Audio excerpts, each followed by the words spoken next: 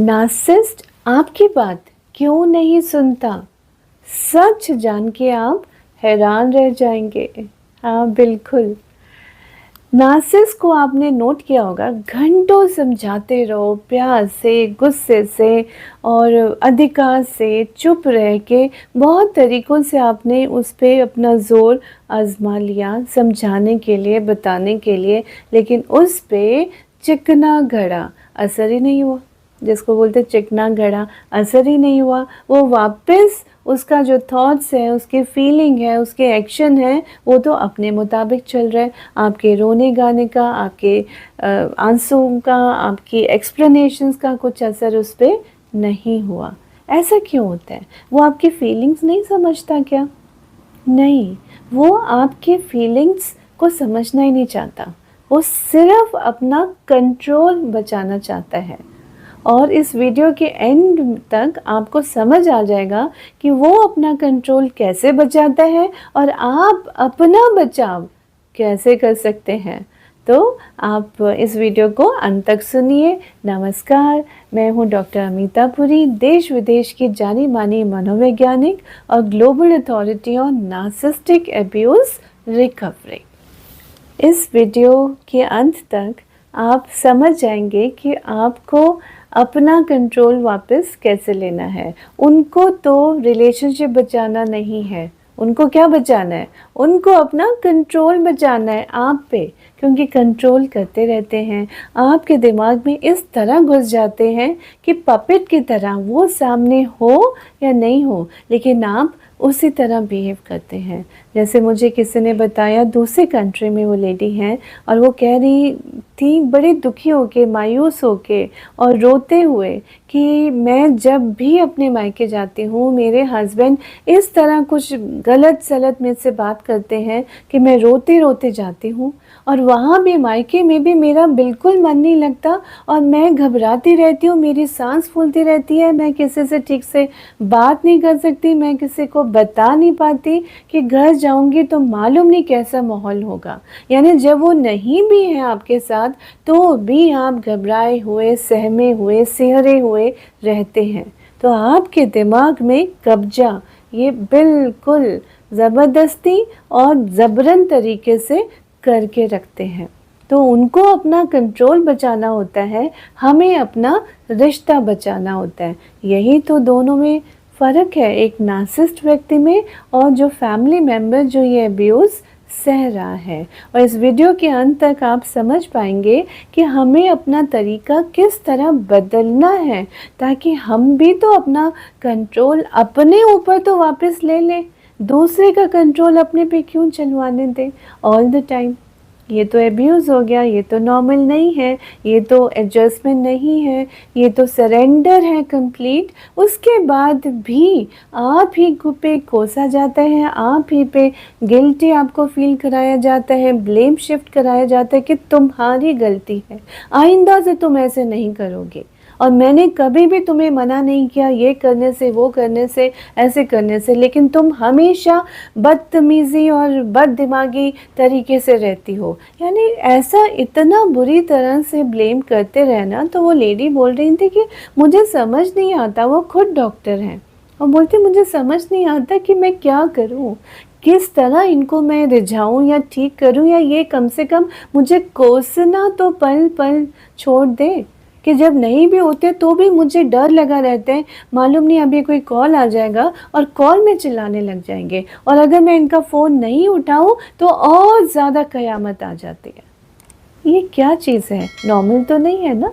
Abuse के जब है सामने तो भी आप मॉन्स्टर, जब नहीं है तो आपका जो भूत है वो हमारे दिमाग में एकदम घर कर जाता है। हम उसी के मुताबिक एक पपेट की तरह बिहेव करते हैं। ये नहीं करना है भाई। अपनी बाउंड्रीज हम बहुत तरीके से बना सकते हैं, यही तो हम अपनी थेरेपी में सिखाते हैं, यही तो हम आपको बतलाने की कोशिश कर रहे हैं कि आप अपना कंट्रोल वापस लीजिए। नार्सिसिस्ट का जो कंट्रोल करने का एक बड़ा सिंपल सा तरीका है, सिंपल फंडा है। वो आपकी तरफ इस तरह देखेगा, बिना कुछ बोले आंखों से इस तरह डरा के या खौफ में रखता है, आप कंफ्यूज रहते हैं। कभी न्यूट्रल आंखें हो जाएंगी, आप उनकी आंखें देखेंगे एकदम काली काली सी लगती हैं कि बिल्कुल न्यूट्रल, या एकदम जैसे अभी कुछ खा जाएंगे। बहुत लोग बोलते हैं कि मुझे लगता है अभी मुझे मार देंगे, गिरा देंगे बालकनी से। इस तरह वो वहीं खड़े खड़े, दूर खड़े खड़े ही इस तरह उनकी नॉन वर्बल लैंग्वेज होती है कि लगता है कि अभी बालकनी से मुझे धक्का दे देंगे। इतना ज़्यादा वो अपनी जान के खौफ में रहते हैं, पपेट की तरह वो करते हैं। तो आंखों से इतना कुछ बोल जाते हैं, या फिर बिल्कुल मुस्कुरा देंगे आंखों से, हमें लगेगा हो क्या गया अचानक से।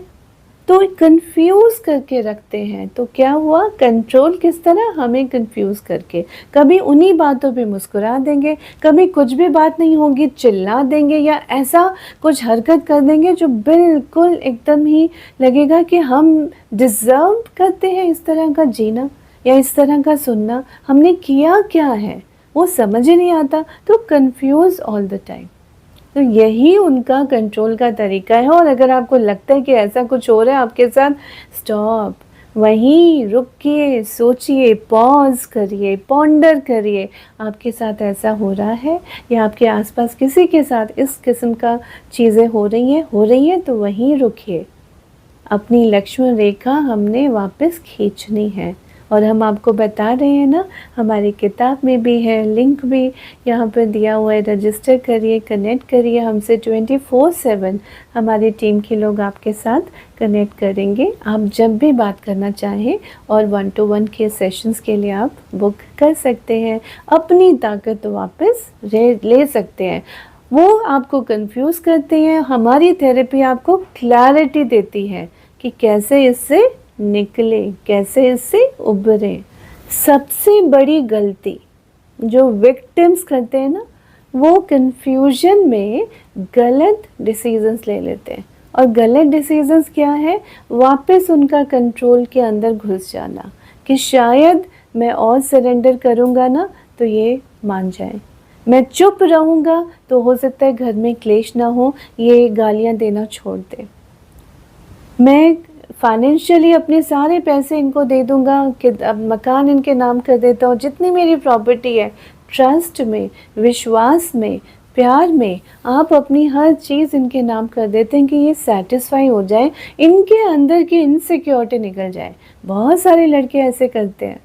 People in their 40s and 50s and 60s वो करते हैं प्यार में, ट्रस्ट में, विश्वास में कि भाई घर की चीज़ घर में, मेरे नाम क्या इनके नाम क्या, तो करिए। लेकिन ये जब इनके हाथ में हर चीज़ आ जाती है तो आपकी ऐसी बेकदरी शुरू होती है, और आपके पेरेंट्स की, आपके सिबलिंग्स की आप सोच भी नहीं सकते। इतनी तरह की ज़िल्लत आपको अपने ही घर में सहने को मिलती है। और बहुत लोग बोलते हैं कि मुझे लगता है कि ये तो एक एक ईंट मैंने अपने पैसों से बनाई है, या मेरे दादा ने या पिता ने मुझे दी है, और ये उस पर भी धौंस। अभी किसी लड़के ने, लड़का मतलब 40s में, वो 45-46, और ही वाज सेइंग कि उसके फादर को हार्ट अटैक आ गया 2-3 बार, तीसरी बार तो वैसे ही वो बिल्कुल बचने की उम्मीद ही नहीं होती है। तो और इतना प्रिकेरियस कंडीशन है, और ये सारी उम्र कहते हैं मेरी वाइफ ने उनकी तौहीन की, खूब इंसल्ट करती थी, हम साथ भी उनके घर नहीं रह पाते थे, कभी जिस बार वेकेशन में चले गए उनके घर चले गए, मतलब क्लेश और पुलिस थाने तक हमारा जाना तो ज़रूर है। ऐसा चीज़ें हो जाती थी। उसके बाद भी मैं चुप रहता था, इसको बाहर ले जाता था, हम 2-3 रातें होटल में गुजारते थे कि चलो मम्मी पापा के पास नहीं, उसी सिटी में हम दूसरी जगह रह लेते। मतलब आप 20-22 साल से ये सब हरकतें कर रहे हैं, और आप ये नहीं कर पा रहे हैं कि अपनी वाइफ के साथ वो लक्ष्मण रेखा खींच पाए। आप अपने पेरेंट्स को त्यागने को मजबूर हैं, और त्याग देते भी।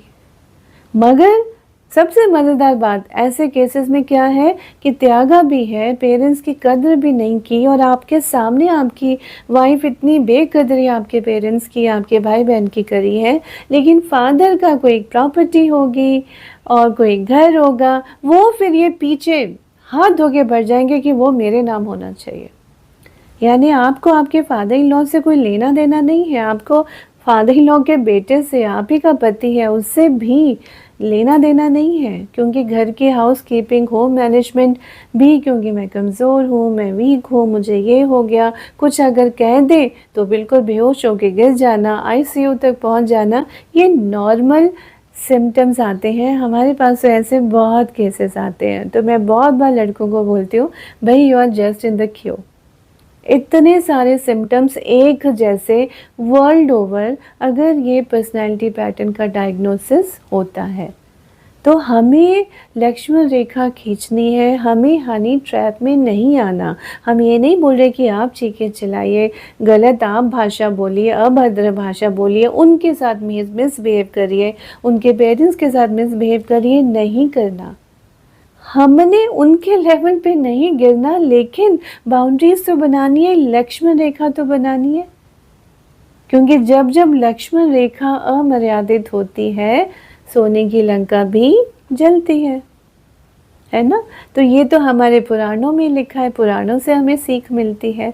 तो बहुत बार लड़कों को, उनके परिवारों को, उनके पेरेंट्स को हमें ये वर्बल स्टेरॉइड्स देने होते हैं थेरेपी में। और थेरेपी में बाउंड्री एनहांसमेंट थेरेपी, आपके सबकॉन्शियस माइंड में इतना सारा कचरा भरा हुआ है ट्रॉमा का, वो कैसे निकलेगा? खाली बोलने से नहीं निकलेगा। उसकी भी टेक्निक्स हैं कि वो ट्रॉमा का जो ट्यूमर है वो निकले। और उसके लिए भी मेरी किताब उसके ऊपर आई है, soul surgery, past life regression से। और भाई रिग्रेशन टेक्निक्स बहुत सारी हैं, उनसे हम किस तरह ये ट्रॉमास को निकालें ताकि हमारे आत्मिक शक्ति मजबूत हो पाए, ताकि हम सही निर्णय सही समय पे ले सकें, बिना गाली, बिना अभद्र भाषा यूज़ किए, बिना कोई गलत काम करते हुए। हम सिर्फ यही तो कह रहे हैं, से नो टू अब्यूज़, है ना। तो आई एम श्योर ये वीडियो आपको पसंद आया होगा। आप को पसंद आया तो आप कमेंट में ज़रूर एक अपना थम्स अप भेज दीजिए, या आई एम फ्री ये लिख के भेज दीजिए। और ये वीडियो अपने दोस्तों के साथ और आप रैंडमली शेयर करिए, इतना शेयर कीजिए कि ये जो इतने सारे लोग दुनिया भर में मायूस बैठे हैं, स्पेशली लड़के, क्योंकि उन्हें लगता है कि हम में क्या कमी है कि हम अपने परिवार को बचा नहीं पाए, या इतनी गालियाँ सुन रहे हैं हमारे सामने, हमारे माँ बाप के साथ इतनी ज़्यादा उनकी बेइज्जती हो रही है, बेहूदगीपन आ रहा है, बदतमीज़ी हो रही है, मगर हम कुछ क्यों नहीं कह पा रहे? आपकी गलती नहीं है, यही तो हमने बताया ना इस वीडियो में, आपकी गलती नहीं है। आप एक साइकोलॉजिकल ट्रैप में फंस जाते हैं और वो नार्सिसिस्ट व्यक्ति आपको उस ट्रैप में फंसा देता है। हम आपको क्लैरिटी दे रहे हैं और हम बतला रहे हैं ये बातें कि आप किस तरह निकल सकते हैं, आप निकल सकते हैं। And that is full and final. ये बात आप अपने जहन में डाल लीजिए, भर भर के वीडियो आप शेयर कीजिए, और भर भर के लोगों की, दुनिया के कोने में बैठे लोगों की दुआएं भी आपको मिलने वाली हैं। बहुत बहुत धन्यवाद।